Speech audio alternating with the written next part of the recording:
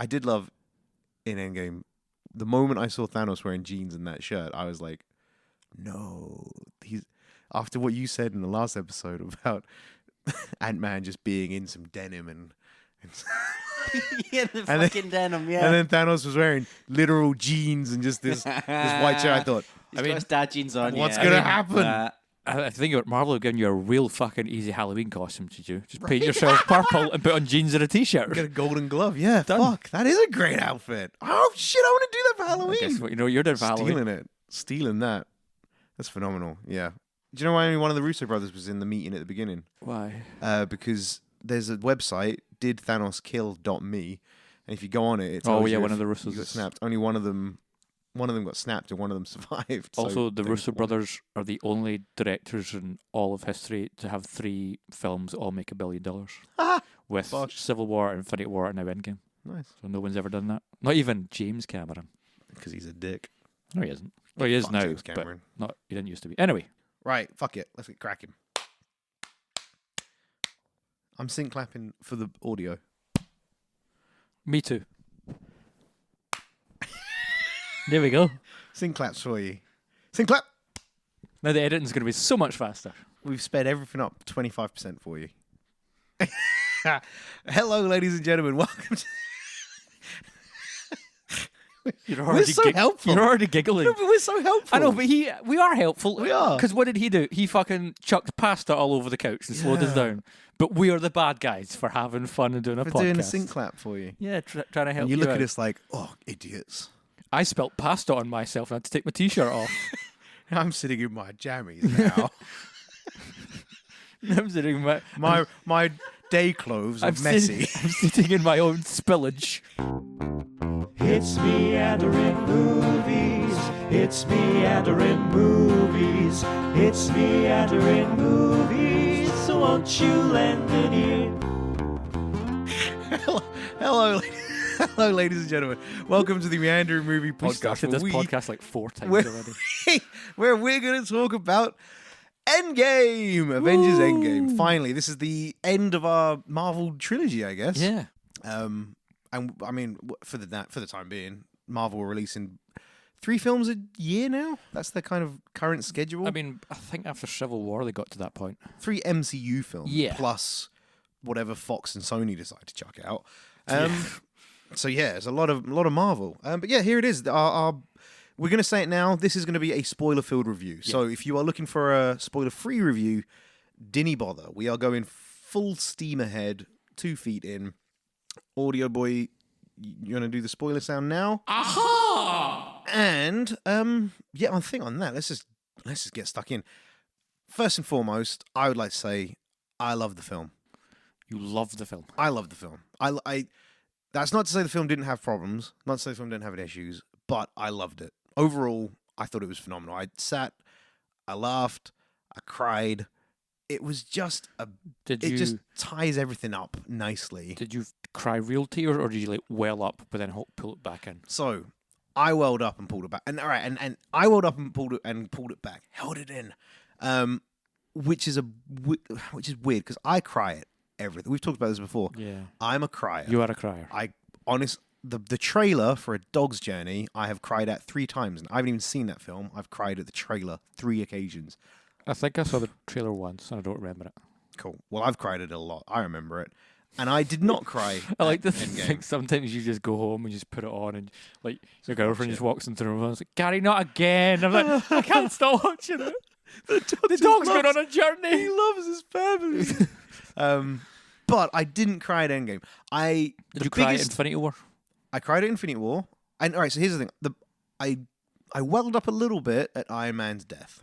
I mean, yeah, we just went straight in with it. Well, yeah, we've already done a spoiler warning. Here we go. We're going. So I I cried. I welled up a little bit at Iron Man's death. I started crying a bit more when Pepper, Rhodey, and Spider-Man were all there. That hit me harder than Iron Man's kind of like thing. Then the funeral happened, and that was sad. But it wasn't, I don't know, I wasn't kind of all out. And then I had a real feel moment when Captain America got his end. Yeah. Captain America's end was by far more emotionally satisfying for me than Iron Man. And I think That's because, like we did mention in our previous episodes, Iron Man has done the sacrifice thing like 3 times now. I just knew it was coming. And when it got to it, yeah, it was emotional. Yeah, it was awesome when Doctor Strange looks across and he gives him the "we're in the one." Fucking throws up the middle finger. Said, you fucking prick. You know, he's going, we're in the one time I saw out of 40 million where it was going to happen and Iron Man knows what he's going to do. I just went, yeah, I get it. I know it's about to happen. Oh, there it is. It happened. It happened. Not a bad thing, but Nope. yeah, I wasn't quite as emotionally ruined as at Iron Man as I was for Cap. I think Cap's ending was a fitting end to The character. the character. 100% loved it. For me, I guess for context, we've both seen this movie twice. Twice, yeah. Audio Boy, you've seen it twice. That is correct. So we wanted to give you the most well-rounded. Yes. I literally, as of recording this podcast, got home like 25 minutes ago from seeing it my second time, and I really enjoyed this film. I think on my first watch, there was a big chunk of that film, which we'll get into, that I found real problematic, and I really didn't know how I felt about it.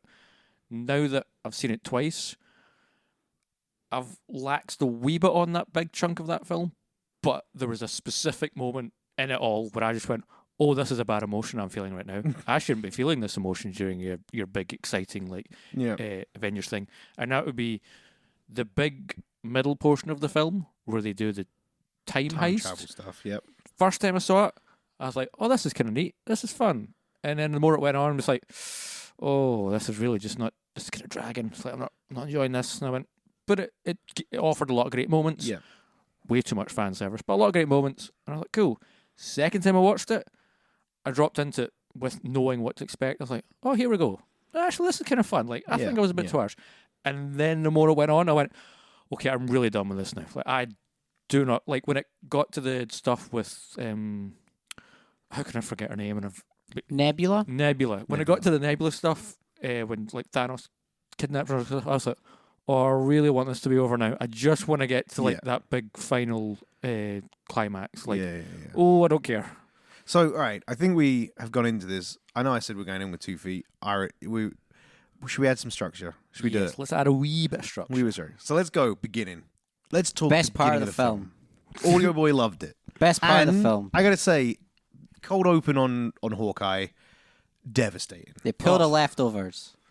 They did. For anyone who's not watched the TV show The Leftovers, it changed that and watch that. It's one of the greatest TV shows ever made. Fantastic. 3 seasons of fucking brilliance. I may watch that. Oh, it's so fucking good. If Do it's it. like Avengers Endgame, I'm in. How many superheroes are in it? Well, if you count Justin Theroux's abs as heroes, then 6. 12. Wait, is he the Canadian Prime Minister? No, that's Justin Trudeau. Yeah. then What you've did you got- say? What? Wait, what? He's in Jennifer Aniston's ex-husband? Justin Theroux. the Canadian Prime Minister. Wait, The guy who directed Iron Man 2. John Favreau. That was John Favreau. What are you talking about? Wait, what is happening? What? Did he not direct Iron Man 2? No, it was John Favreau. John He Favreau. wrote Iron Man 2. John Favreau. John Favreau wrote Iron Man 2. 2.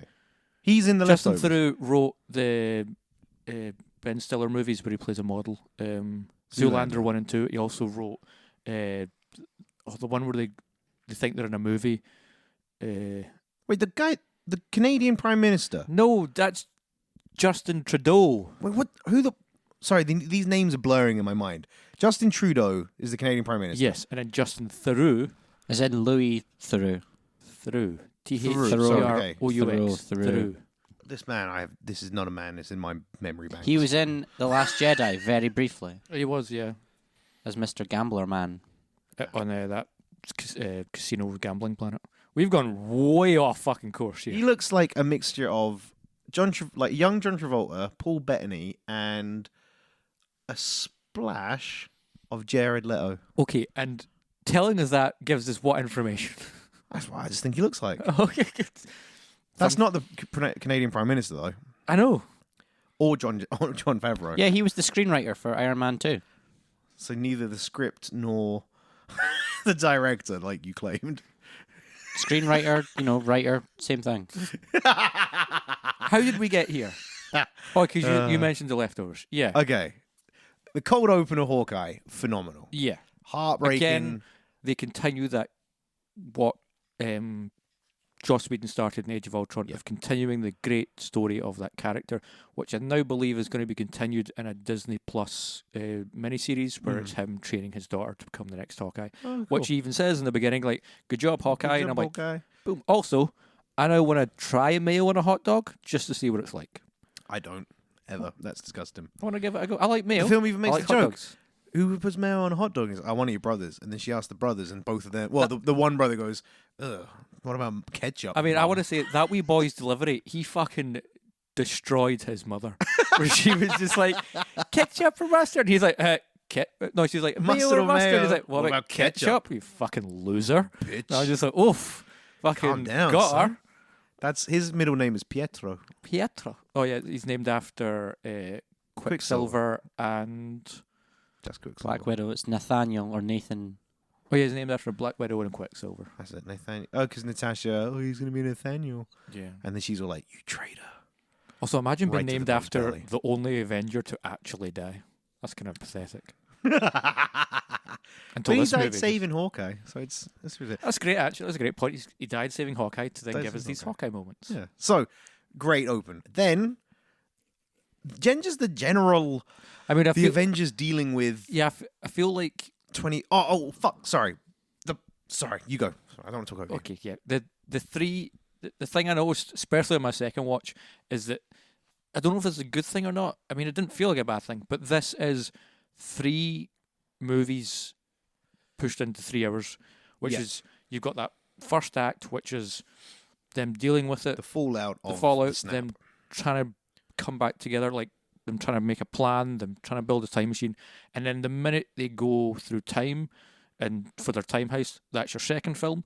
They do all the time stuff, which is I think the biggest chunk of the film, and then when they come back and they try to make the gauntlet and snap the fingers and have the big fight, that's the third film. Yeah. Because all 3 of them feel like different films. Yeah.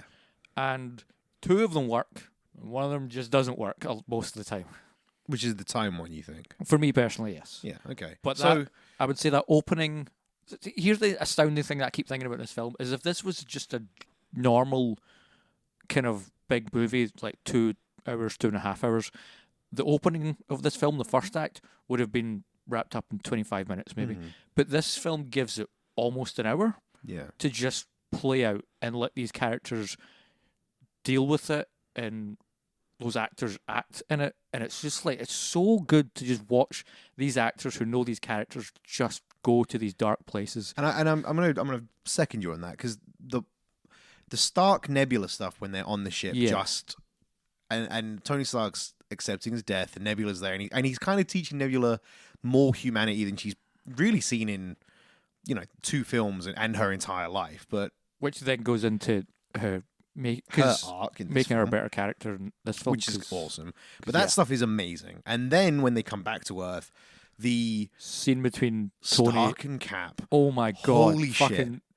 Robert Downey Jr. just went all out on that fucking. That little segment is Yeah, that's everything. heartbreakingly I good. think that's everything we've been waiting for after Civil War. We've been waiting for that moment where those 2 characters come back together, and no one wants it to be like, "Hey pal, hey bud, nice to see you," which the film kind of does a wee bit afterwards. Well, so this is But that moment is so that moment's fucking. amazing. And Oh, this kind of brings me to my first problem that I had with the film.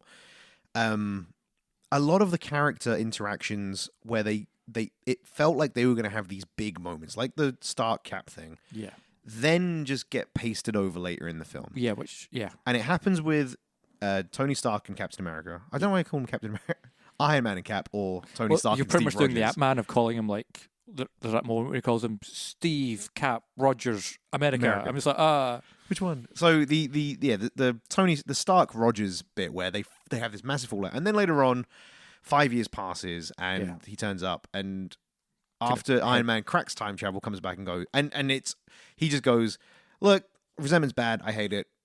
Can we move on? Of course we can, buddy. Big thumbs up. Yeah, wink at each other, and that's it. That's all. I think of it would have been. I think that would have made the middle portion of the film so much more effective, as if they had to work through it together. Yeah. Like if they had a plan and Cap's like, let's do it this way, and Tony's like, oh no, that's stupid, let's do it this way, and they kind of like wrestle back and forth. And it doesn't need to be anywhere near as bad as Civil War. It doesn't need to be No, anywhere near as bad as the just beginning of the film. little But just nagging enough of jabs. Yeah. And then that moment where they go back to the 70s, that could be finally where they come back together. Totally. I think it would have been so much more effective if it had drawn that out more instead of just being like one big scene and then we're done. Yeah.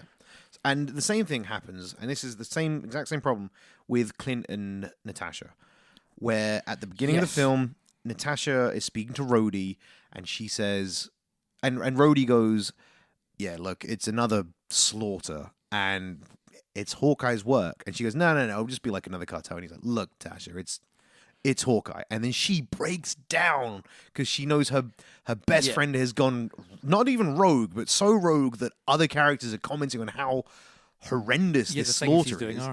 And then they go and do their time heist thing. And Nebula even says now all they need to do is not fall out. And they just don't. From that point onwards, it's just them grinning at each other and having a bloody great time. She shows up in Tokyo. There's no hint, there's no reference to the fact that Natasha's struggling with all of this, and then there's like, all right, cool. There's one comment which is him saying, "Oh, I can't do this. You know what I've done. I'm a terrible person." And she says, "Well, we're all, I don't judge people on what they've done, and it kind of all because of what I've done in my past." There's a little hint of it, but compared to that emotional opening for that, there's no payoff to that kind of story. And so there's a few other little bits and pieces like that where it feels like they didn't have the time to do it. Which is insane because they had 3 hours. But which is insane. But then again, also the film... I feel that comes into that middle portion, eats up so much fucking time. And it's so unfortunate because the middle portion is primarily plot. It's plot. And before we get into the middle, anything else you want to say about the opening? Oh, yeah. So we've got I feel like I've barely scratched the surface of the... totally. So let's do it. I was talking to Audio Boy when I saw it with him for the first time, which is when I came out, and there's the whole... when Natasha dies, and he was like, so what do you think about that? And I went, well, the film was prior to this. Have never given me a reason to invest in that character, so I don't know why that death is supposed to mean anything to me. But then I watched the film again today, and Natasha in the beginning of this film, I think, is one of the most broken people by the events of Thanos that you get to see. And seeing her just sitting there and she's like conferencing with like Rocket and Nebula and all those characters, Wakanda. Eating the sandwich and stuff, and you just see her, she's doing everything within her power to hold it together. And her minor freak out about the earthquake. Which is a really nice little touch there. Yeah, it's an earthquake, Natasha. Yeah, but what are we doing? Are we on this? Yeah, it's an earth. Like you can tell, like she's grasping for right. control. But it might be the Submariner. It could be Aquaman just fucking about in there. It's like him and I can't remember the stupid guy's name. It doesn't matter. Anyway, Black Manta. Yeah, that's that fucking idiot. God, I hate that film. Anyway, back to a good film. There's plus I think Scarlett Johansson gives her best performance in this film. She really goes to a place with that character, and it's like there's sometimes I felt with Black Widow, they've characterized her as someone who is almost robotic and kind of hides everything. And in this film, all those barriers are gone. She's got no willpower to hold it back anymore, and it's creeping out. And then that bit when Cap comes in, he just kind of like, he does his Cap thing. He's like, come on, we can do this. I'm like, oh, so good. But then we get to what I think my biggest problem with the first act, and that's Ant-Man / Scott Lang, which is, Audio Boy pointed this out to me. Well, I said to him, I hate the fact that the way Scott Lang comes back is because of a rat just stepping on a keyboard. And then he said that that's been memified on the internet and stuff. Right. A rat saved the universe. Yeah, but it's facts. But that's like the first instance of many where, for the plot to develop, the writers just thought, let's just use blind luck and happenstance to make things happen so that plot can develop. There's a mighty amount of suspension of disbelief. There's so much. You're exactly right. Of the directors going, yeah, of course that happens because otherwise the film can't continue.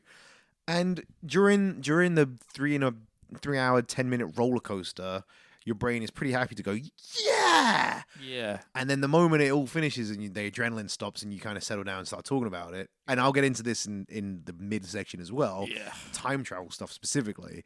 You start to accept and go, oh, wait a minute. That midsection gets kind of ridiculous at points. Like when on my second watch, I was just like, how did I not notice just how at times nonsensically dumb the structure of this plan is for things to get from point A to point B. I'm just like, oh, this is I don't know about this, but the Scott Lang Ant-Man stuff. I mean, I think this is Paul Rudd's best work he's done as Ant-Man in this film, because he feels like a character with purpose and who is contributing. Like, we'll obviously get to the final act later on, but there's one point where it's like, I can save you, I can do it, and he's running around and he's doing Ant-Man stuff, and I was like, look at that, where the fuck was that Ant-Man and the Wasp? You're contributing, you're being a fucking superhero, you're jumping and diving, you're not just a stupid, clumsy idiot, you are a superhero that's contributing. Helping out. And I loved that in the first act with Scott Lang's kind of more personal story and his motivation and his drive, but still that whole... and the other thing about the first act is Tony Stark just figures out time travel overnight. Where he's just like, no, because I was talking to my friends that I saw this with, and at first we had the exact same thought of he just figures it out. Now I think if you take it from, this is getting into the the nitty gritty of it. If you actually take what happens in that film, I fully think Tony Stark would have. There's 5 years. So Tony Stark would have spent a full year going full Tony Stark. Oh, definitely. Trying to figure out how to fix the snap. And one of those things would have been time travel. And then he would have gone another year while Pepper Potts was maybe, when they got pregnant. Because the kids were like 3, 4? Which, isn't she pregnant in Infinity? I think or they're talking they talk about it. They talk So, about it, but she's regardless, there's 5 years, and if you actually think about it, Tony Stark, they all blame themselves, but Tony Stark's got the brain power to actually do some work on this. So I know it looks like he figures out time travel overnight, but on the second watch, if you imagine he spent 5 years going ballistic, 2 years trying to figure out how to undo it, and then 3 years trying to figure out a way that he could protect his daughter now. Yeah. When he does eventually, when you see him do it, figure out the time travel, the first thing he says is, right, I'm going to want to run more simulation before we wrap up for the night. Blah, blah, blah, blah, blah. Yeah, there was that which line. implies... Yeah, he's been at it for a while. He's been at it for a but while. Just the way that it's kind of presented on screen, it kind of comes across as just like, hey, time travel. It's another thing here which, in the same sense of the sense of, the suspension of belief, there's a lot you need to fill in the blanks with yourself, I think. And that's not necessarily a bad thing, but it's little bits like that which you come out and on a surface level you go, that seems a bit fucking stupid that Tony Stark figured out time travel overnight. And then you actually think about it, and if you know the characters, and if you have seen all 21 films up to this point, you go, oh, no, but Iron Man's character would have figured it out in the 5-year gap. And if anyone wanted to know how Gary and I personally ranked all 21 of those films, they can go and listen to the past 2 episodes. Previous 2 episodes. They're up. They're live. You can listen and love our rates. That brings me to one of the other greatest parts about the kind of first act of this film, and that is the kind of reversal it does with Tony's story, which is like, for everyone else, it's like, we lost everyone, we have nothing, we want to get everyone back. And for Tony, it's like, makes his life. Got everything I wanted. Yeah. He doesn't have to be the billionaire Iron Man world saving guy. It's all fucked. So he can just go to his log cabin with the love of his life, have a kid. Super simple. And the biggest job of his day is like making lunch for the kids, getting some popsicle things. And apparently that's his actual daughter in real life. That was in the film. Yeah. Really? Apparently so. Can we get a check on that? Yeah, can we get a check? Can we get a fact check, audio boy? Because if it is, I love that. Because I said to a couple of people afterwards that the relationship he has with that little girl is so incredibly genuine and believable that if that is just a kid acting, amazing. If it's his daughter, makes sense.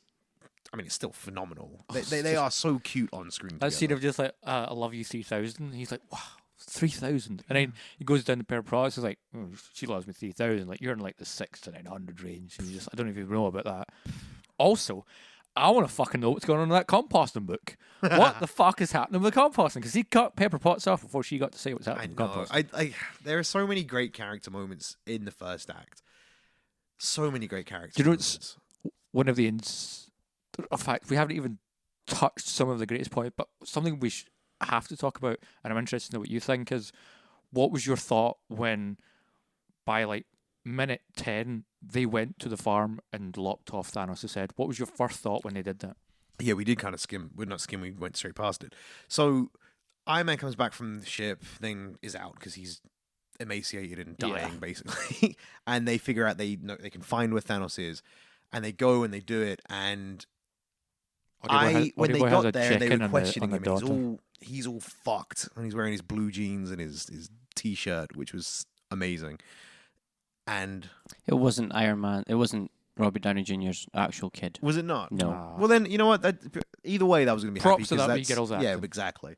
Sorry. So they get there, and Thanos is wearing his blue jeans, and he's just farming, and he's doing his thing, and he's all buckled, and they're going ballistic, and they're questioning him, and I was like, oh my God, look at it. Like, you know the moment they get there, and you see him all mangled, that whatever he's done, it's not good. It's cemented whatever's happened. You get the whole vibe. And then Thor kills him. Oh man, it was so good because it was just so final. Yeah. It was just chopping the head off is pretty much the nail in the coffin for we are sticking with the snap. Yeah. For this film, we are dealing with the repercussions. We aren't gonna just we get the stones back, we bring people. They'll get the gauntlet and they kind of mangle it back together and we are dealing. This is what we're doing, and then that cold cut to 5 years later, because the 5 came up and I was like, it's not going to be 5 years though, and then the years came up and I went, whoa, like, oh my God, because if they went 5 days, well, I you're just thought, like, okay, it's like I thought months. I was like, months. Like, it's definitely going to be days, because otherwise it would just come up 5 days later. I was like, maybe months, because it's not going to be years, and it was. And then you get that awesome, just the whole them dealing with 5 years worth of half of everything missing. Sorry, you look like you were going to say you something. said you were No, sorry, I have a question about how does Thanos use the stones to destroy the stones, and what repercussions that has for the rest of the entire film. Well, yeah, So, you have to imagine. I'm not sure how he destroyed the stones with the other stones, but I have to imagine that doing such a thing, like we saw with Thanos after he'd done it, isn't a easy, pleasant event. It's probably I think it's the Infinity Stones, as far as the MCU is concerned. These are the prime elements of the universe. So the only way you can destroy them is by using the collective power of themselves.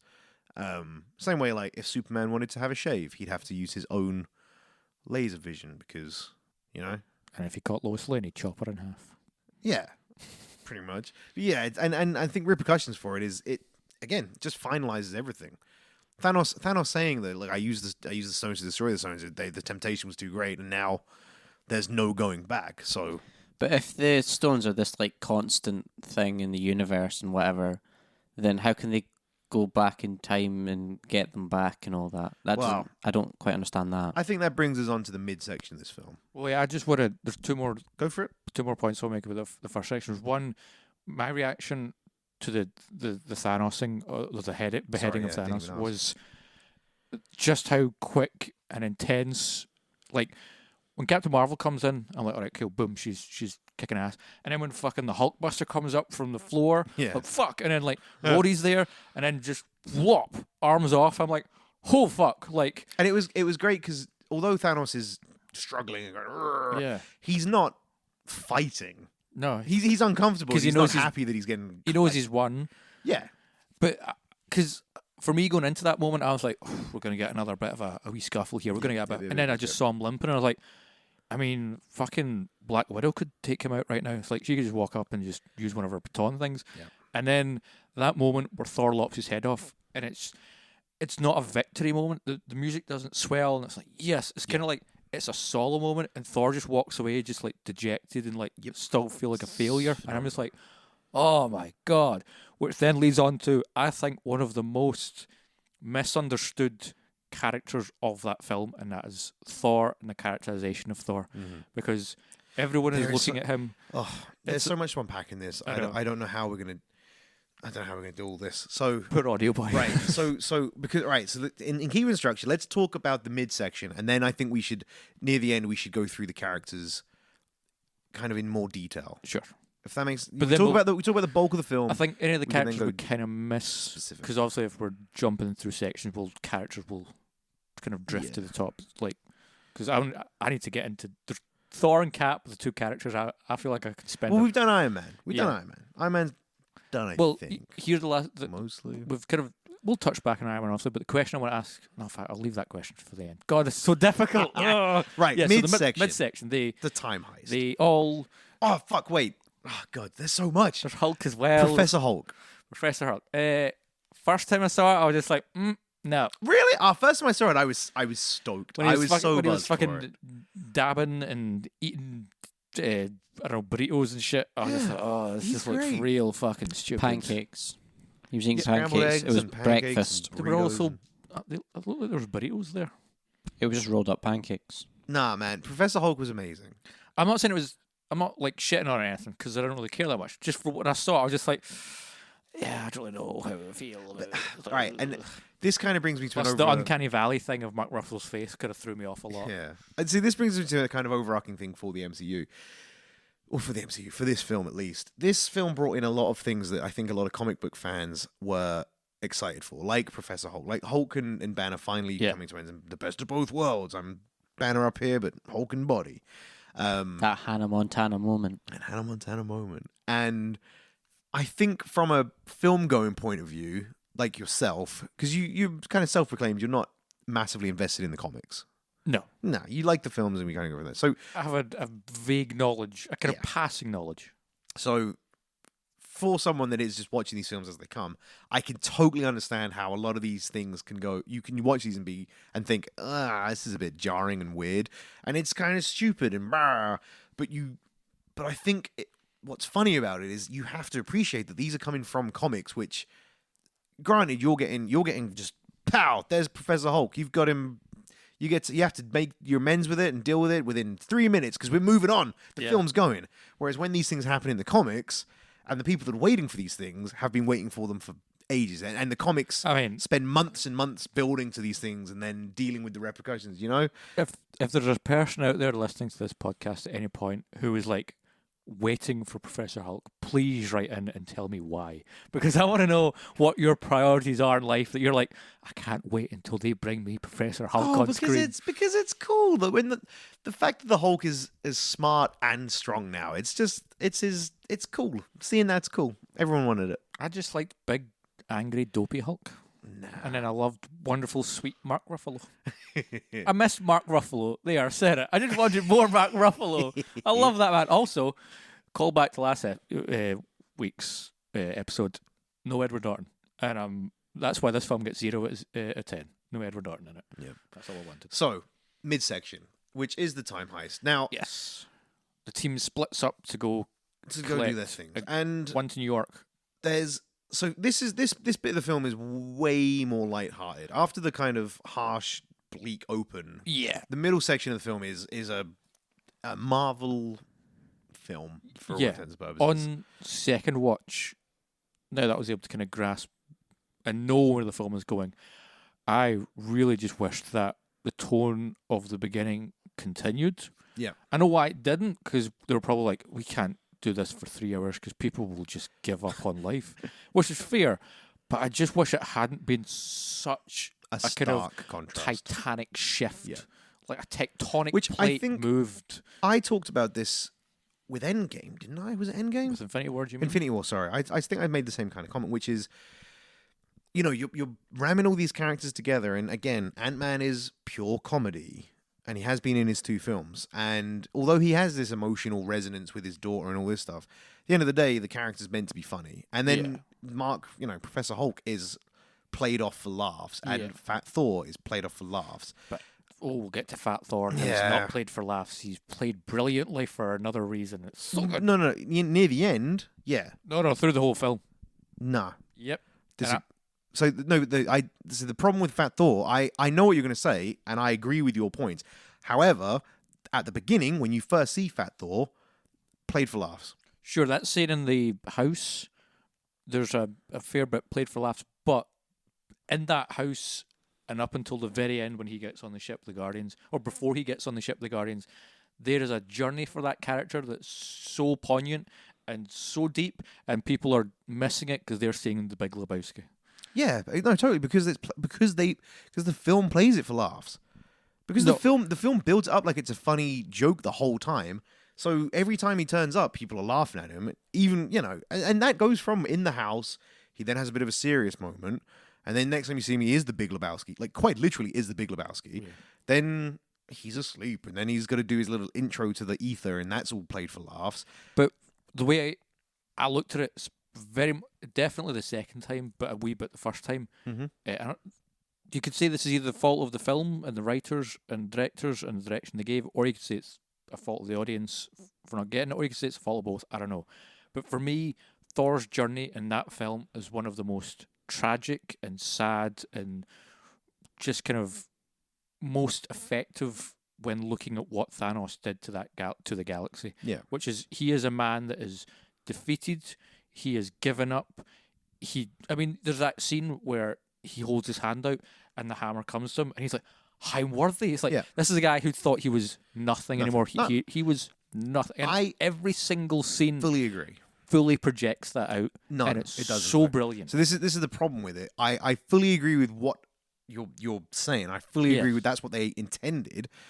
But either Chris Hemsworth or the direction or whatever, it is played for laughs so much. But if you look at it, how what? Has it played for laughs? Yeah, at no point did I ever think that was played for laughs. The character, even when he's having his conversation with his mum, and it's things like, "Are you crying?" and he's like, "No," and then he goes, "Oh, yes, I'm totally crying." Okay, you mean right? I thought you meant specifically his weight thing. No. Sorry, okay. no. I just mean the whole character of Thor. No. Okay, yeah. The weight thing, annoyingly. The weight thing, I think, is played for laughs. That's its own fucking thing on the internet. Huh? I don't see why that was a laugh thing. What, the weight thing? Yeah. Well, because it's meant to be Thor and then he's fat. And I laughed at the beginning. He still had abs when he was fat. That's just... Exactly. See, I laughed when it first came up, and then I kind of quickly got over it. But I think that when you watch it, I think people don't get over it as quickly. Like, it just becomes this ongoing joke. And then when people are sitting watching it, every time he's on screen, they go, ha, ha, ha, ha, because look, Chris Hemsworth's wearing a fat suit, and that's funny to look at. And it does ruin these kind of poignant moments. But I think that coupled with Chris Hemsworth, if you point that out to people and then they watch it with that lens on it instead of the lens of The Big Lebowski, then you see a very nuanced performance from Chris Hemsworth and a character that was evolved so incredibly in Infinity War. And I've mentioned it before, that scene with Rocket Raccoon where he has his meltdown. And it evolves well into this film where that character just goes on such a journey. I agree and I disagree. I think the opening with Thor, where even Iron Man, what's wrong with him? And Thor hasn't said nothing, and it just this long shot of Chris Hemsworth sitting, not saying anything, just pissed off, and you get that from him. Then he kills Thanos. Then you don't see him. Then I think pretty much from there onwards is played for laughs, I felt. Then he has the conversation with his mum, which is poignant, but I still felt was played for laughs. Even on my second viewing, I thought, this is meant to be really heartfelt, but Chris Hemsworth's performance here is just almost a comedy performance. And then he gets his ending where he's talking to Tessa Thompson and saying, "You're the king. I'm going to go and finally be me." That ending, I agree, is the point you're making. I think where he finishes, yes. So where he begins, where he finishes, I fully agree. In the middle, the story is moving on, and what his arc is phenomenal. I just thought because they were playing it for laughs, it loses some of that emotional resonance.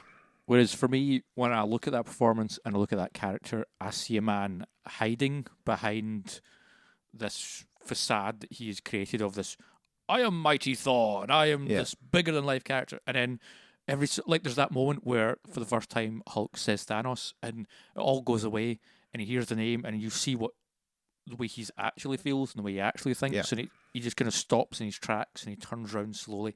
I feel that's the real Thor in that film, and he breaks through those little comedy moments, and the comedy is just a distraction. It's both a distraction by the directors to like, hey, look, funny thing, and it's a distraction within the character to be like, hey, look, I'm silly, but really I'm not. I am horrendously depressed and I've given up and I have nothing about it. And I'm like, and then the mother stuff, I don't even want to touch that. Fucking hell, that destroyed me. I ain't gonna touch that. We're just gonna fly right past that shit. I get what you're saying. I think we have to. I think the direction on it, and Chris Hemsworth playing it up, it just felt like they would. Yeah, I've said what I've said. But I think can't say anything how else. great is it though that we can have this kind of like we can go this deep into talking about Thor, Thor's whereas for you and I, arc. Thor: The Dark World and Thor were ranked so low on our lists. Yeah, totally. And now we're sitting here after Infinity War and Endgame, just fucking dissecting that character. No, totally. I totally agree. And this is kind of my final thing on this. I think where it struggles, and I think why it struggles, is because Thor Ragnarok was pure comedy. Pure comedy. You know, there's Definitely. like there's great. I enjoyed it, but it is just a sheer laugh. Yeah, so like- in this one, everything you're saying and everything I agree that is there definitely. They also were trying to. They were also doing the whole Thor 3 is the one that did the best and everyone loves that, so we can't just make him be a depressed fucking Yeah. miserable character because that's the one that sold. So we'll put the funny stuff in. And it's also clear where they're going with that character with Yeah. the ending they give him, which is he's now part of the Asgardians of the Galaxy. Yeah, Which, yeah. holy fuck, yes. That might be the only movie that Marvel has coming up that I care about at this point, which is Yeah. something we'll get into later. But yeah, that's the only one I'm And like... Spider-Man Far From Home, obviously. And Spider-Man Far From Home. Nah. Yeah, and Spider-Man Couldn't Far From give... Home. But that's... Don't say it. But when it comes to the ending, I don't know why I picked my phone up as if that's anything to do with the ending of this. Well, I've got the notes here on my phone, but when it comes to the ending of this film, I'll get into that later. Yeah. But yeah, so Right, that's Thor. yeah. But then the big middle section, time heist, this is where the film, for me, kind of grounds to a halt and just become all that great characterness and all that development and all that wonderfulness that is the characters that this MCU, this massive universe kind of stands upon. Yeah. Takes a back seat and it all becomes plot and silly happenstance. It's the and action sequence. It's even action though, because A it's lot just of a bunch of people walking from rooms to rooms, kind of doing something and then walking to some other rooms. It's a lot of exposition. It's a lot of action. It's a lot of It's like I think they spend. explanations. There's at least like 5 different scenes where they try to explain the time travel they're doing in their movie, Yeah. and every time they just layer on top of each other to the point where it's so. I'm just like I'm lost. Can we go into the time travel in this movie? Absolutely. It doesn't make sense. It's fucking. It doesn't make sense. At the beginning of the Here's film, how you know it doesn't make sense. They have to spend so many times trying to explain it and never do they successfully. Do at it. the beginning of the film, Professor Hulk goes, "Look, it ain't like Back to the Future. It ain't like this film, that film, this film. Time is linear. If we go back, we can't change shit because that becomes our past. And if we change it, then it won't become our future. So we can't change anything. If we take the stones out, we have to go back and put the stones back exactly where we took them. Otherwise, everything will change. And if that all changes, none of this will happen. We can't do that, all right? That's not time. It's not Back to the Future. And then at the end of the film, it's fucking Back to the Future. Thanos dies twice. Yeah. That can't happen because if Thanos dies in 2019, 2023, whenever he dies, and then he comes from 2014 and dies again, then everything after Thanos dying in 2014 can't happen unless you just accept it's Back to the Future and there's an alternate timeline where Thanos, you know what I mean? Yeah. It's, the thing that gets me is, and I noticed that I keep saying I noticed this in my second watch, but I'm so glad I had a second watch of this. The film. second watch really does It really cement a lot fucking of helps. things. Can we just say now, actually, anyone that's seen this film once and is on the fence, like, oh, I loved it, blah blah blah, and this isn't meant to sound disrespectful, but you 100% will have this sheen on the film, which is one watch through. Because I did it, I came out of the film and I gushed, and I thought that was possibly the best film I've ever seen. And then on the second watch, Jesus. I got to process a lot more, and it doesn't detract from the film, but it just lets you have this. You're right. Yeah. You know what's coming, so you can watch performances. You can watch. You can look in the background for Look in the things. background. I noticed your wee thing you were talking about at the end of that film with Spider-Man and stuff, and I was like, yeah, that might be him. But Ben Mendelsohn may or may not be at the end of the film where Spider-Man goes back to school. I remember you saying And this. we don't know, and I've not found any. I've been scouring the internet it does for look it. like him. It really looks like Ben Mendelsohn, and we can't figure it Who out. played one of the Skrulls in Captain Marvel. Right. Okay. But that could be. Is that setting up Far From Home? You reckon it's like a shield thing? Who knows? I don't know. So yeah. Dunno. I You would notice the implore Iron you- Brew as well, and the Innocent Gun and all this. What? When they're Thor's Thor drinks Iron Brew. in New Asgard. Nice. That's funny. Yeah. So yeah, sorry. So just I would implore you, if you haven't seen this film, go watch it a second time, because you will be able to. You might come out and you still gush and you absolutely love it, which is great. But you will at least be able to take the film in on another level and hopefully pick up on them. Because when I came out, because there's a lot in there. there's so much. Howard the Duck's in there. You wouldn't even notice. See, is this a fact? Is that a fact now? Because my friend sent me that, and I looked at that photo and went, "That's not real. That's a terrible Photoshop." And then he went, "Well, apparently it's real." And then I looked for it, and it seems to be in this weird flux of characters that aren't in Endgame, Howard the Duck, versus here's a screenshot of him in there. So I'm kind of. I mean, my reaction to that is I don't give a fuck, because there's so much more interesting stuff to talk about this movie than is Howard the Duck in it. I know, yeah, I agree, but it's like when everyone was it is losing their interesting. mind that character from Arrested Development was in Infinity War. I'm like, really, that's what you're focusing on right now? Yeah. It's not the fucking everything else in that movie. So where were we? So watch this film a second time. The time travel. The time Yeah, travel. 'cause Time travel doesn't make sense. I feel the middle section is really where a second watch will let you know how you feel about this film. Yeah. Because when I came at that film the first time, Audible was like, "So, what do you think?" And I went, "I don't know. I need time to process it." And I took my time, and then after I'd done my processing, I was still like, "I think I liked it." And then I went back in, saw it a second time. I literally saw the film like within 48 hours of each other. And after the second time I came out and went, I really enjoyed that film. So many more of the emotional beats that I missed the first time really hit the second time, like the stuff with Black Widow and that kind of stuff. And the Tony thing at the end, like the first time, it just passed me by. I was like, this doesn't feel like the ending I want for Tony. And then I noticed little things for his ending. I was like, boom, this fuck got me this time. Yeah, second watch will do so much more for that film, but it will also, like it did for me, will either make you love or hate that middle section. And by the end of it, I really didn't like this middle section. So I agree. Actually, I think you're totally right. It's the weakest of the three chunks of the film, and it is the part where you 3 hours is too long for a film. Yeah, And that's not just this film. That's any film. And the time travel bit, the time heist section, is the bit where you will start to feel the time tick. oh my god, yes. Because the beginning, by in a flash, end, whoa. But the time heist is when your brain starts to go. With the how beginning, long is with the first section and the last section, they're both driving towards something. But with the middle section, it's 3 different areas at one point. I guess maybe 4. I don't know. I think. Two planets, New York and then you throw in the Thanos stuff, and they're all and it's all going. And so it gets to one section, you're like, "Oh, we're slogging through this. We're going," and it cuts. And like, we're back to New York. I went, "Oh my god, we're back to New York again." And then it's like, then we go to Hulk and Tilda Swinton. I was like, "Okay, so we're doing." And it's like, back to Thanos. I'm like, "Oh my god, we're back to Thanos." I was like, "It's so fucking." And then and I was like, "Oh, but we're close to the end of this section now, because here comes the Hawkeye, Black Widow stuff." yeah. And I think that's where I just gave up, because I realised I'd seen that scene before. Yes, the day before. But I'd also seen that scene in Infinity War. And I'm like, this is so ineffective now. And I just wanted... I didn't care. Like, when she died, I did care, because I had that wee...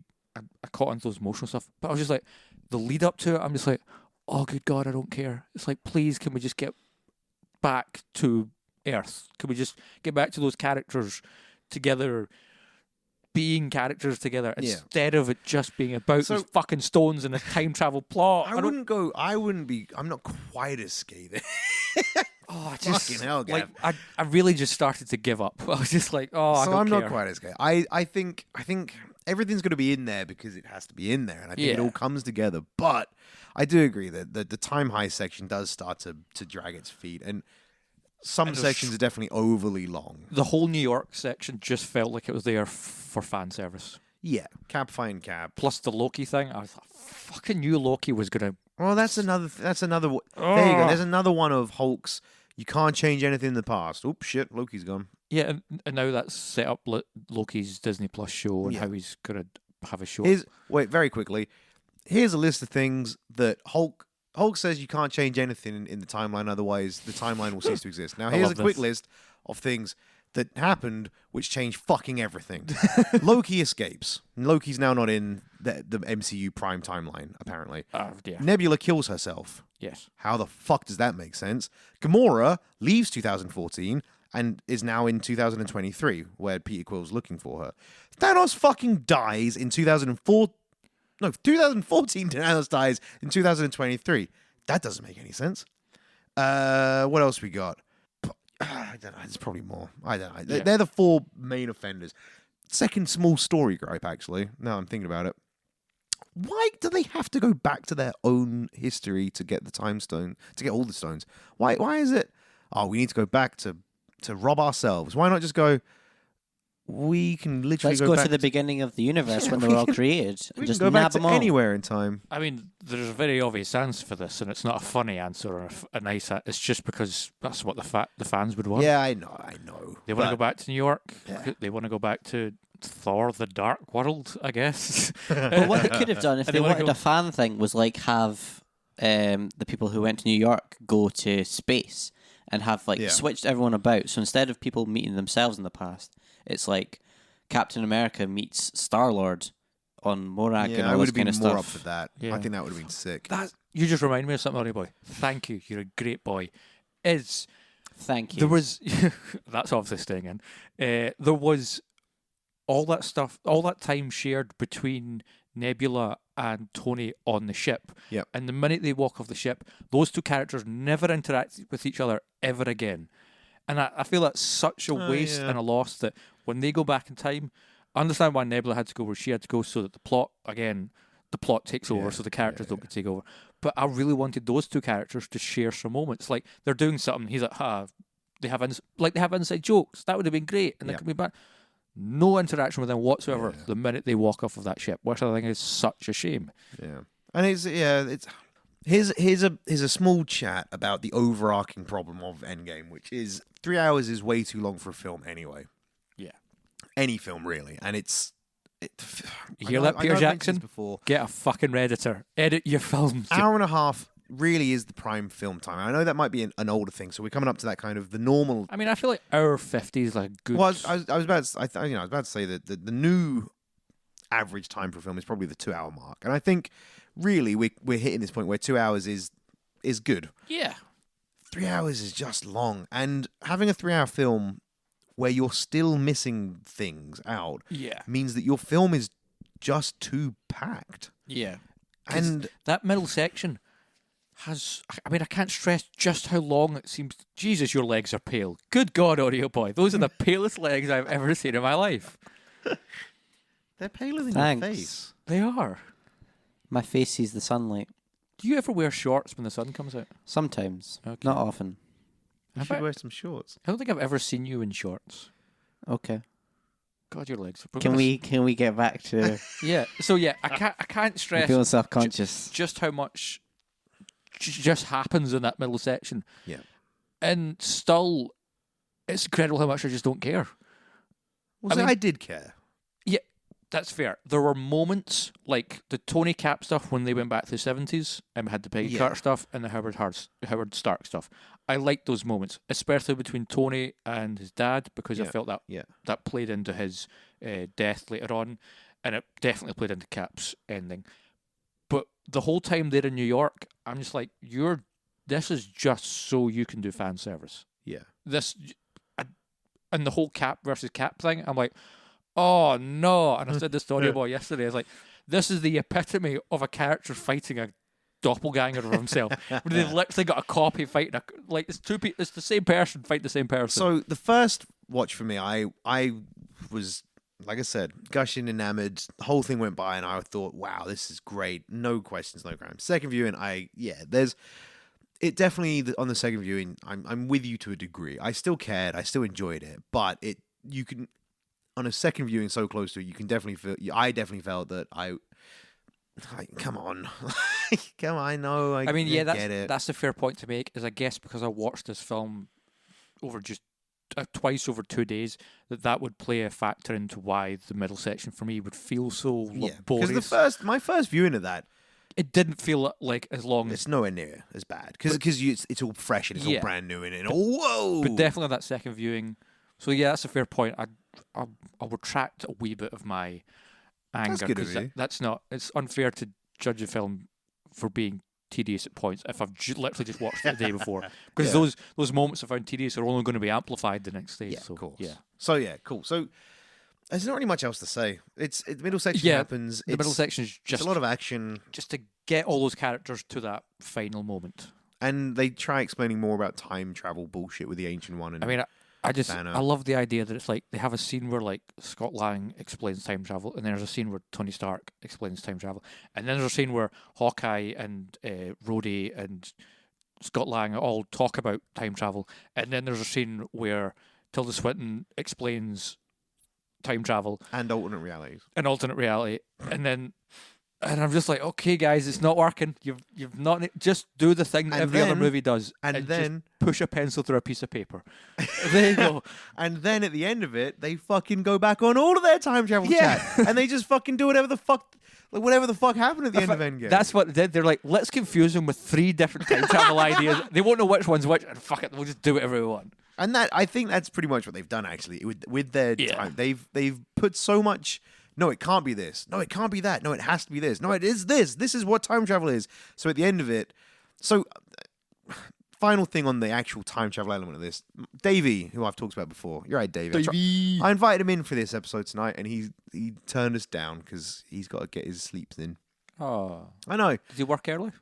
Nah. Oh, okay. Yeah. Okay. I don't know. Here's what I'm going to predict. Davey is a man who likes to play late night snooker, so he was up late playing snooker, and he wants to get a good rest Yeah. because He's a real shark. tournament's coming up. Yep. And he wants to be ready for the tour. He wants to get his rest so that because he doesn't want midnight to chime over and then him be like, "Fuck, I'm tired. I'm not ready for this midnight snooker game that I play with." Can't get tired at a midnight snooker no, tournament. cannot get. He's got to have his vitamin C and stuff, and Vitamin D as well. I've got to get the vitamin Gotta D. get the sunlight. And we've been having some sun, haven't we, recently, Davey? So hopefully you're getting out there and getting some sun. And good luck with the snooker tournament. And back to Gary. It's because he had to watch Game of Thrones. That's why he turned us down. Okay. I mean, I feel mad. Theory is much fun.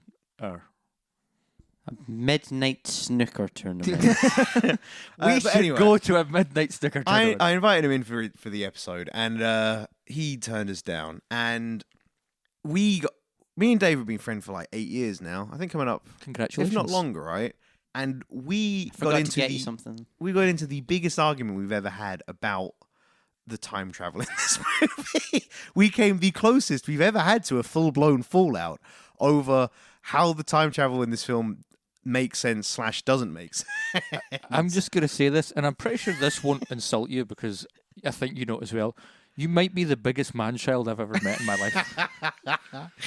It means time travel means a lot to me, and So that's why you were so angry when I ruined the time travel episode. yeah, Because time travel means so much to you. If I'd known that, I wouldn't have talked about Star Trek for 45 minutes. Fun fact, the last ever episode of Star Trek Voyager is called Endgame, and it involves someone going through time to try and pull the... Because her timeline was fucked up, so she went back in time. Yeah, literally the plot of Endgame.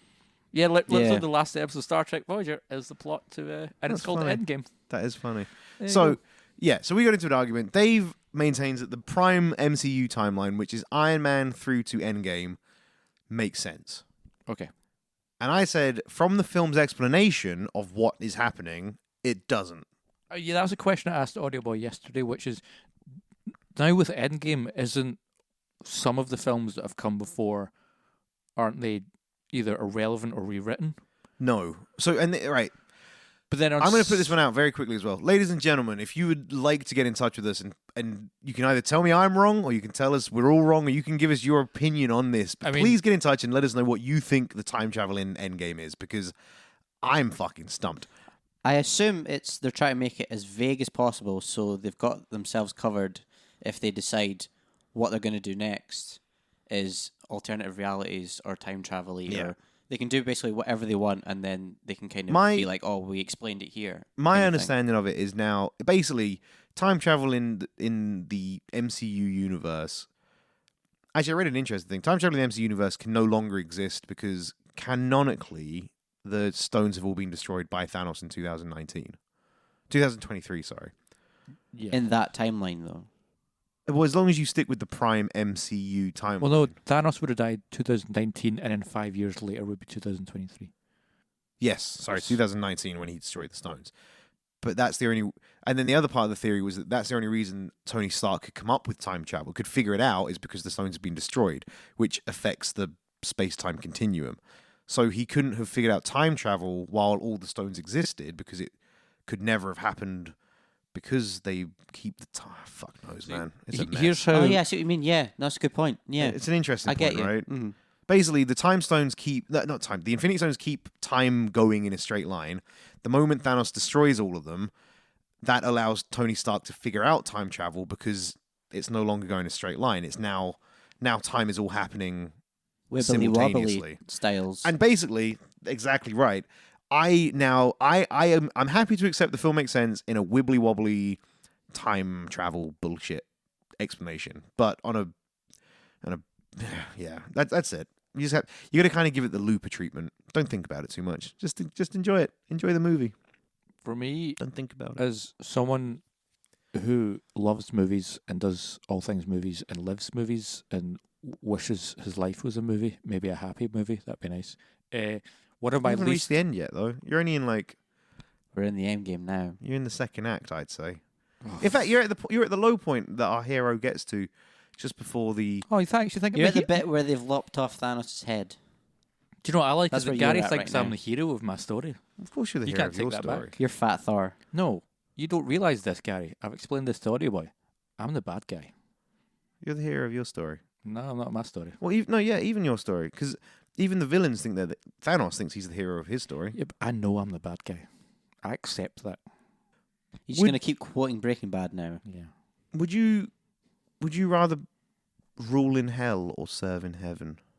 Rule in hell, the people will be more interesting. Okay, so here's a quick one. What's the worst thing you could possibly think of? Because you're gonna have to do that in hell. Stare at Audio Boy's pale legs the rest of my fucking life. You have to do that in hell. We've been going for about an hour now, and we haven't Okay. even got to the third act. Right. I was just jump going through to say, on that. I was just going to say, I love movies. Movies are the greatest thing of all. I love movies. I wish my movies in life. My least favorite thing to talk about when it comes to movies is time traveler movies, because no one's ever happy with it. Yeah, So I'm like, I don't care. I'm with you. Like That's again, you accept it for what it is, and if you don't try and make sense of it, it's fine. and that's why it's my least favorite section of this movie. And that brings us to the third and final section. Big finale, And which felt much shorter the second time round. I'm with you. I actually know what you mean. Maybe like 25 minutes. Is it? No, it's longer than that. Much longer than that. Oh yeah, I guess From the point at which they return from time travel, because basically as soon as Yeah, they yeah. return, I'd say you've got Is where 40. you start that I'd say bit. you've got 45 to 50 minutes of aftermath. 5 years later and all that. Then you've probably got an hour and fucking I'd say an hour 10, 20 minutes of time heist, Jesus. and then whatever's left. and then you've got Hulk doing the snap from that point on, basically. I was going to say from when like Hawkeye like falls to the ground and they have they remember Natasha and everything, and they're talking about like Yeah. Mm-hmm. I'd say from the minute they No, all it's pretty much the snap, because then I'd say the minute, Thanos' ship comes through. yeah, I'd say the minute they come back from the time travel stuff, that's when the Regardless, it's whatever. Yeah, it's it doesn't probably matter. another. So you've probably got like an hour. Yeah, about an hour's. Yeah, or but- 50 minutes worth But of that at the things end. really kick into shape when Hulk looks up at the sky after putting on the gauntlet and a rocket comes flying in and all hell literally fucking breaks loose. So on this as well, can I just say that my adrenaline, I don't think my adrenaline has ever ran as high as it has for as long as it has. I would say 2 hours, my adrenaline was above a normal amount for the That doesn't majority sound of Endgame. healthy. No, it definitely wasn't. But that end sequence, that third act, man, my heart was just going constantly, which is great. Yeah. For me, the moment in which Iron Man wakes up Cap, and then him, Cap, and Thor stand on that ridge, and he's like, "You know, it's a trap." And they're all like, "Yeah, we know." It's like, I'm just glad we're all in agreement. And he fucking Thor's up, and Cap's ready to go, and Iron Man go, and they fucking go at Thanos and Yep. have that fight. All of it's amazing, but nothing in life matters more than two moments in that film. three moments in that film when the hammer lifts off the ground. In my head, I went, do it, please do it, please do it, and then they did it, and so good. I've never felt. Well, I have, but the rush of goosebumps that coursed through my body and the welling up of tears that occurred in my body all over every orifice was like this character. I mean, like, I love this character. I love his films. His films are my favorite. And the moment happened and he went toes Thanos, and I was just like, this is everything. Yes. The noise that came out of me when Captain America picked up Mjolnir was unbridled joy. That's the only way I can describe it. It was this childlike squee, and then on top of that, Dave and Kieran, all three of us just sat in the cinema and going, just like all three grown men making the childish noises of pure happiness. The image of him with the shield and the hammer and that suit was just how fucking the makeup on him. Sick. And then him fucking fighting Thanos, and I was like, yes! So it was great. I loved it. I'm with you, man. That scene was phenomenally good. And then Thanos was like, looked like he was going to win. And then everything else that's happening around that scene as well. So you've got Hawkeye running the gauntlet. Oh, I don't care anymore. I just that scene. Nah. And two more scenes. It was great. Oh yeah, all of it's great. All of it's fucking amazing. Running the gauntlet with the gauntlet. Oh. You got Rhodey, Ant-Man, and Rocket just... Yeah. Because there was that really tense moment, actually. I really love this little character bit. It's not even a character bit. I just really love the tension that builds when Rhodey is trapped in the War Machine suit and he's saying, canopy, canopy, canopy! Because he's freaking out because the suit's malfunctioning and it opens up. And Rocket Raccoon's going, I can't breathe! Yep. And it's... Oh, man, it was just so good. It was so claustrophobic. And then he's crawling across. Oh, man. Fucking Hawkeye gets another great scene of just being Hawkeye. Yeah, and everyone's like, awesome Hawkeye once. just brings arrows, he's shit. And I'm like, yeah, well, fucking look at this bad go. Just because he's Ronin now, isn't he? He's so good. Oh, that's... I mean, it's so long ago, but the first act where he's in Tokyo, and it's that great fucking one kind of shot thing, and it's got... I don't want to mess up his name. I love this actor. Haruhi Sanada, the man he has the sword fight with. Yeah. I fucking love that actor. I love that man. He's the god of fucking Asian cinema. I love him. Anyway, yeah. Third act. It's all happening. It's all popping off. And Thor's been... Iron Man's been knocked out. Thor's, I think, been knocked out as well. It's just Cap, and then he's down, and Thanos has that fucking bad guy monologue, which we should get to Thanos in a sec, because I'm like, oh, I've got a problem with Thanos. But he's like all this slaughter and death and all those planets.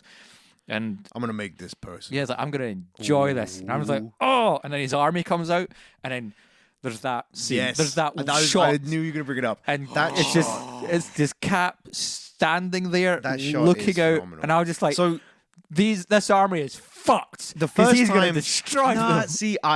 The first time it happened, it kind of went by too quick for me to fully take it in. The second time I seen that scene, and because I remembered it, and I remember thinking, I need to make sure I get a solid mental picture of that.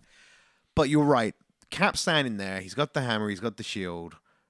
And so going to be my just wallpaper for my laptop. Army of Thanos on the other side. And he's in this golden light because he is the good. And they're all in this shadowy darkness because they are the evil. But you're so right. I didn't think he's going to fuck him up. I went, fuck. Like, oh, shit. Like, what is going to happen? And then the best line they could have ever said at that moment was said, which is Falcon being like, on your left. On your left. And everything in my body just crumbled into emotion. I was like, because if you've listened Please to don't scream straight into the microphone. Sorry, if you've listened to the other episodes, you know how much I love Winter Soldier. Yeah. So hearing that line fucking just destroyed me. And then all those characters. And then you've got then all of everybody coming out of Doctor Strange's portals, and just the lineup, just the sheer... Every character from every film is here, except the Vision. Every single character, R.I.P. Every single character is here, and they're all ready to fuck shit up. And then what gets said? What people have been waiting years for, and that's Captain America to go Avengers. Assemble. Oh, and then like Thor screams like a fucking wild man, and they just charge at each other. I was like, yes. And then that whole secret, like pure pure action, and it's just so fucking dope. And you know what I thought about on the second watch was I was like, oh, this is kind of like that huge, big, culminating battle at the end of Aquaman. And then I realised, do you know why that scene at the end of Aquaman didn't work? And why none of that film worked? Is because it never earned that moment. Yeah. Fucking Endgame earned that moment more than anything. That was such, like, those characters, like, the gauntlet situation is perfect. It's like Hawkeye's got it, and Chuck's the Black Panther, and then Spider-Man he takes it and he's off Valkyrie. It's such like this moment is so earned. The bit where Cap throws Mjolnir and he's like, yeah, he's like, hey, what's he call him? Queens. Hey, Queens. And I was like, oh, he's gonna grab it or something. No, uses it as a fucking taxi service. It's so just yes, like Drax jumping on someone and just fucking just wailing into him with his knives, or Ant-Man just stepping on people. So good. Yeah. And then the Women of Marvel chunk, which I fucking loved. I mean, yeah, I love it. You love it. Yeah. What's your face about? I mean, Gavin hates women, remember? No. Yeah, of course. Here's what it ties into, and here's one of the most incredible things: is how long have we been going, Audio Boy? About 75 minutes ish. But that'll probably get edited down, of course. But we've been talking for that long, and do you know who we've never mentioned once? Who?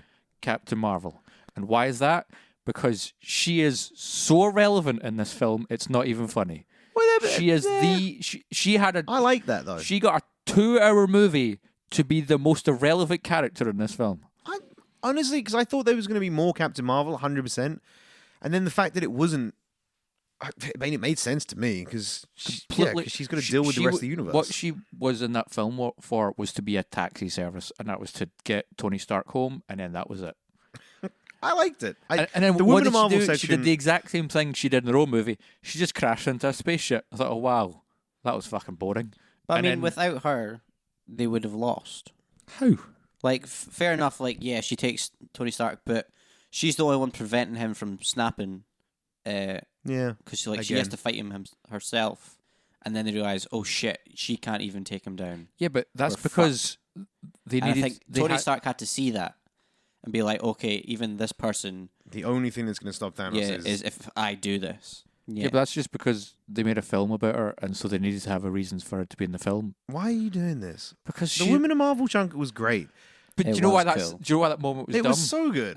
Here's why that moment is dumb: is because she crashes through a spaceship and brings it crashing to the ground, and then they're all like, "How are you going to get over there?" And I'm like, "She just fucking flew in from space. She could just go up and then down. We don't need a bunch of chicks to fucking run through a bunch of bad guys." Honestly, I want you to know you sound like a fucking cunt right now. I don't Yeah, care. you do. It was so forced and dumb. It was great. It was so forced.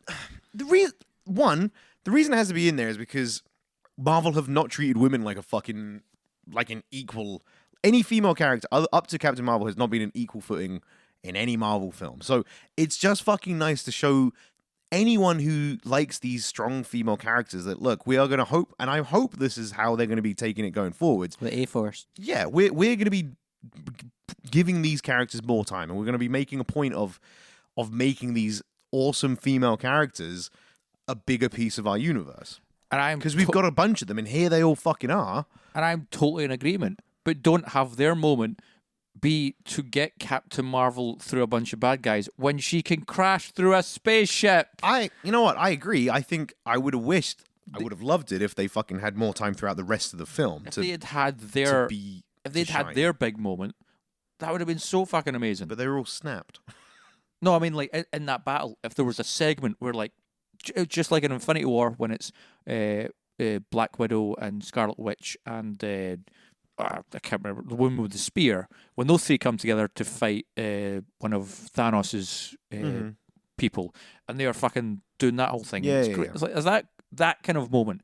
Give them that moment Well, in that's what they Endgame. had in Endgame. Yeah, they had that moment, it's just they had a shot beforehand of, like, this establishing shot where they all walk and sort of run together. We're all going to help out. Yeah. That is that scene. That's the exact same scene you're talking about, except it's just more. There's all of the It's just women of Marvel.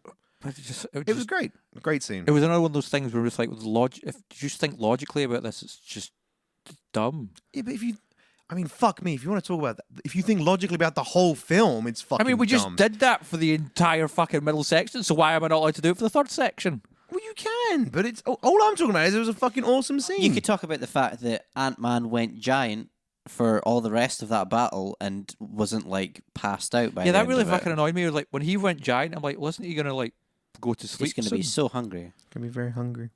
It's not the Hulk chowing down constantly. Prof Hulk. What did you think of Black Panther in this film? Underutilized, but it's because he was snapped. There's this weird. The first half of that battle scene when it is Thor, Cap, and Iron Man versus Thanos is sick. Can we just talk about it again? And then Doctor Strange brings everyone in, Also underutilized. and then they try and give everyone their little hero spot. But Except Groot, I think he was the only person who didn't get a hero bit.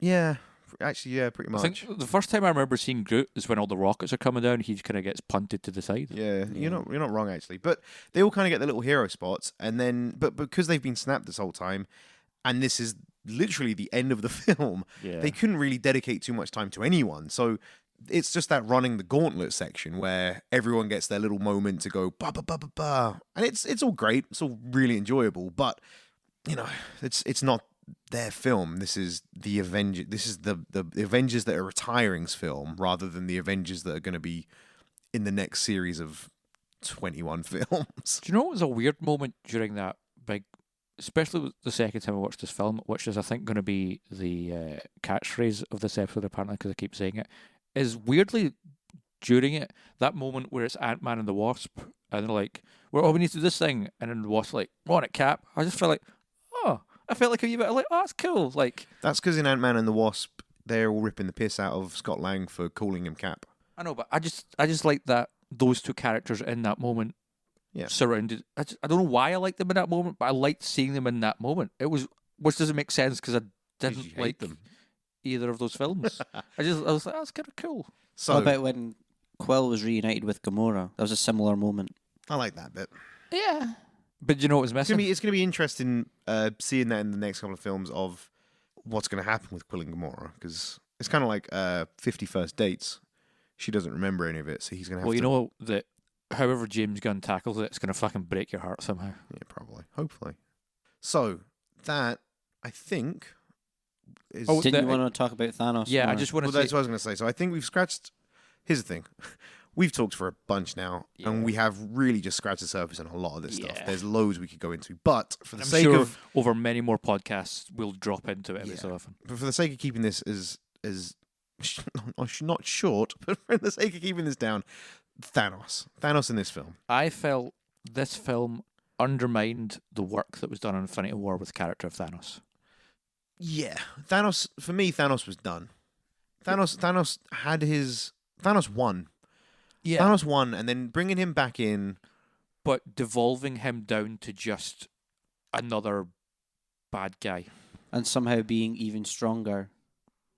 Can we talk Yeah. about that for a second? The fact that him without any Infinity Stones can hold off all of these people, but when you go back to, he didn't have any Infinity Stones, and was still like, I mean, I wasn't Going bothered by toe-to-toe that with everyone. because it meant I just got those fucking Awesome fight scene. scenes. Yeah, for me, I just felt like the Thanos we got in Infinity War was this layered character who you could at times reason with, and there was there was a chance you could maybe talk to him and bring him over into The the. Thanos in Infinity War is a relatable villain. Yeah, we he's talked about it. We interesting. definitely talked about Yeah, this a before. lot. Where what Thanos is saying, there's a little part of you that goes, "Fuck, maybe he's right." Like he makes some points, but in this film, he's just bad for the sake of being It's bad. like it's like we just need a big bad guy. he's just a big metaphor for death, and that's kind of it. There's again, got to fill in your own blanks. This is because he has watched everything through Nebula, though.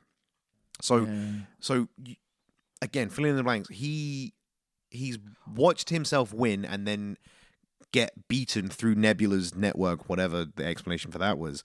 So he's coming into this without the growth, plot things the film needed. without the growth of what happens from Guardians of the Galaxy onwards, where he possibly comes to terms with the fact that and reasons even more with himself, so that he's then this reasonable, well, at least he thinks he's this reasonable Titan, to just being a pissed off bad guy that doesn't want to get beaten before, you know what I mean? Yeah, before he I gets totally get it. his 'cause, chance to it, win. It makes like the Thanos in 2014 would be different than the Thanos in 2019, and all that's that. basically what I'm saying. Yeah, but it's still like, but why did you have to use Thanos? Yeah. Why did you have to that character, like, after he got his head cut off, from the beginning of Infinity War up until that moment, that's just a perfect fucking journey for that character, and it was done. Then to bring him back, but just to solely be a muscle to fight, I was like, oh, why? Yeah. His plan. Yeah, I don't know. It's also like who else could it have been? Who else could it have been? Yeah, Unless they brought in some outside who is seeing them steal the time, you know what I mean, the Infinity Stones from the past, and going, look, But that's then not that just creates a whole new. that's not good, and you can't do that. But then that's a whole new villain they'd have to Yeah, explain and then give problematic strand, backstory to. And takes up more time. it's for what they were doing, everything they were trying to do, I can appreciate. but But on the bright it side, does. we still got Infinity War, where you can just watch that character and love that character. Absolutely. So I kind of agree with you on Thanos. On the flip side of it, I struggle. Actually, no, there's no flip side. I struggle with Thanos purely because it breaks the timeline. and I know Dave's going to be listening to this, and he's going to be getting pissed off in his car and saying, "No, it doesn't, Gary." But Dave, it fucking does. I mean, as of recording this, he's in the middle of one of his midnight snooker games, so he's not listening to it right now. He's already wiped the competition. He's done already it. wiped the Okay, floor. He's in done. bed. Within He's 37 minutes, he's snoozing. already Yeah. Done it. For He context, smashed it. 37 Smashed minutes it, past mate. midnight. I was going to say... I was going to say... I didn't notice Pepper Potts' last lines to Tony as he died the first time, but second time I was just like, holy fuck. When she's like, it's okay now, you can rest. And I was just like, oh, that means so fucking much for that Yes. character. I was just like, Yes. ever since New York, he said it himself, ever since New York, Thanos has been inside my head, and he's never been able to stop. He wanted to build his suit of armor around the world. He was tormented by that, by Thanos, and finally it's like, you can rest. And I thought, oh fuck, that hit, like today watching that movie for the second time. Oh, that fucking hit me. That hit me And- so much more. We talked about it at the beginning, I think, more in depth about Iron Man's ending, but I'd rather talk about Captain America's ending. Yes, because And we'll talk about this. and then We'll have final words and then we'll wrap. But Captain America's ending was, for me, perfect. it was I mean, it fucks the timeline. There you go. Number five. Thing number 5, where it time doesn't really make fucks sense. the timeline. But I loved it. The fact that he. So what they need to put the time zones back. They send Cap. He takes Mjolnir because he can lift it now. Presumably puts that back in Asgard. Returns the stones, and then they're going, where the fuck is he? Where's he? Bring him back, Hulk! You better bring it back right now! Fucking brings the Falcon wings out and just fucking starts attacking Hulk. And it's a really weird action scene that came from nowhere. I wasn't expecting it. And then they look, hey, Falcon. Ah, fuck, there's old Captain America. Lived his life. Got his wedding ring on. Hands on the fucking shield. And then Gets the nod from Bucky. gets being the like, nod "Yep, from it's Bucky. yours." Like, yeah, that's cool, man. And then the film finishes showing you that Captain America got his life back. He got his date. He got his dance. You got it all. I'm so happy the film finished on him. yeah, So happy. yeah. It had 'Cause- to, really. Because everyone already knows this. I love this fucking character. I know you do. I love this fucking character. I love his journey. I love his art. And I I'm love less his story. fussed about it, but I was so happy that was the closing Yeah, like that scene entire of the film. final 2 scenes where It really got me. when reading, oh my, everything that happens with Cap in this film fucking crushed me. Yeah. But when I was reading the scene between Bucky and Cap the second time round, I think Bucky knows that entire time that that's the last time he's ever going to see Cap. Because just the way he speaks to him, what he says is like I'm going to miss you and stuff like that, Yeah. suggests to me He knows he's going to go. he live his knows, life. even though they've never spoken a word about what's about to happen, he absolutely knows. And he turns around and he sees him sitting there and he's like, Falk, you're Yeah. butt over there. Yeah, Because yeah, he yeah. knows where he should be going next. He knows what Falcon's next step is in his story. And then he gets the shield and he's like, doesn't feel like mine. He's like, well, it is. And I Well, was it like, is. oh! Yeah. And then cuts to that scene, and the music's playing. In and it's just 1948, whatever it was. Yeah, something like that. And it's just them dancing in It's the living so room. fucking And I gorgeous. just, the bubbling teariness of my eyes was, oh, that was, it's the ending I always wanted for that character. And I always wanted that character to end with him with Peggy Carter. I didn't know how they were going to do it. I didn't think they would do it, but they gave me that ending ever since the first Cap movie. He was like, got a date and stuff like that. Save me that dance. Yeah, and I was just like, oh, and then they did it, and they ended it, and the film ends, and I'm just like, oh. Phenomenal. It is. It's great. So I'm going to do my final words, and then you can do yours. Overall, I'm going to stick with it. I loved Endgame. I know we've kind of done our thing where we pick it and we tear it apart, but to truly enjoy something and to truly give it your entire your thought process, you need to tear things apart. And for all of its flaws, that film is still so right. It's almost perfect. It's not quite there, but it has so much going for it that you can forgive every sin it has, every sin that it makes, because the highs are fucking high and the lows are so low. But all together, you just get this beautiful experience where you are on the edge of your seat from, I would honestly go from start to finish. Although it's 3 hours and although it's long, I was breathless for 2 hours and 50 minutes of that. And then I was blubbering for the other 10 minutes. And it's just great. It's movie history. It's wrapped up. And it's phenomenal. That's my 2 cents. I really enjoyed this film. It's insane what Infinity War and Endgame, like, how they worked. Like, they should never have worked. This whole universe of films should never have worked. Yes, there are some duds in it, but it worked. And you can't say that about any other universe that... I mean, maybe the Godzilla one could turn into... I don't know. But, like, I guess Fast and Furious... No, not Fast and Furious. But, like, there's no MCU, like, out there. There's nothing else like There's nothing else like this. Is it. This is And Endgame history. It gave me what I wanted for characters. And that's, like, take all the other complaints I had, it gave me what I wanted for the character of Cap. And it's always all I've wanted, and it gave it to me. It capped off Captain America. And I'm happy about that. So there you go. All right, guys. Well, thank you so much for listening to this long final act to our 3-part Marvel. Make sure to tune in next week where we're going to do our rankings of 22 to 1 and find out what takes the first place. Nah, that's we'll give Marvel a miss Yeah. for a little while. What the fuck are we going to talk about next week? I have no idea. I don't know. I honestly can't even think. We're gonna have to come up. We should do a dumb episode. We should argue about something stupid. Oh yeah, let's just something. Let's argue about his fucking legs and why they're so pale. I mean, Stop coming for my legs, man. I was meaning argue about something to do with the movie, but if you want to talk about Audio Boy's legs, that's fine. Fine, we'll do a movie thing, I guess.